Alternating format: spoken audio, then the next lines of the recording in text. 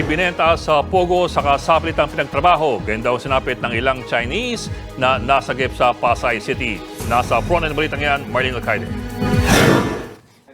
8 buwan na simula nang ibenta ang mga Chinese na ito sa natuklasang Pogo Hub sa Pasay.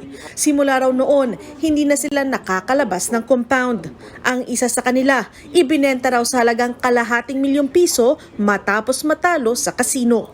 Habang ang isa naman, inalok ng trabaho at nang tanggapin niya ito, hindi na niya muling nakita pa ang kanyang Pilipinang asawa at magdadalawang taong gulang nilang anak. Nagulat na lang din siya na may utang na pala siyang ₱500,000. After he was sold here, and then the person in charge told him that he need to pay back 500,000, and then this 500,000 will be deducted from his salary. He said for him there's no choice. Even he's not willing to do the job, he still need to do it. Mahigpit daw ang patakaran sa loob. Dapat sundin kung anumang ipagagawa sa kanila. Kung hindi, posibleng torture daw ang kanilang aabutin. Ilan lang sila sa daan-daang dayuhan na nasagip sa raid sa Pogo Hub sa Pasay na ginagawa ring prostitution den at torture chamber.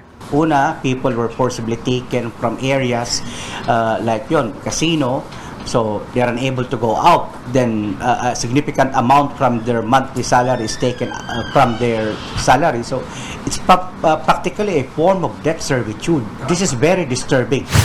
Ayon sa PAOK o Presidential Anti-Organized Crime Commission, hindi sila titigil sa pagtuntun sa ugat ng krimeng ito. Dapat din daw managot ang lumalabas na incorporators ng naturang Pogo Hub. Umaasa rin silang mas paigtingin ng government regulatory agencies ang pag-monitor sa mga Pogo sa bansa. The fact that they are keeping workers here against their will, that's a form of labor trafficking. That's human trafficking. Dapat managot dito yung smart web technology.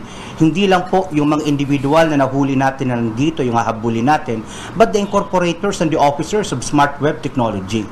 Nagbabalita mula sa Frontline, Marlene Alcaide, News 5. Mga kapatid, Ed Lingaw po, maging maalam at may pakialam sa mga napapanahong balita sa ating bansa. Para sa mas malalimang pagtalakay at paghimay sa mga issue at headlines, tumutok lamang at pag-subscribe sa social media pages ng News 5.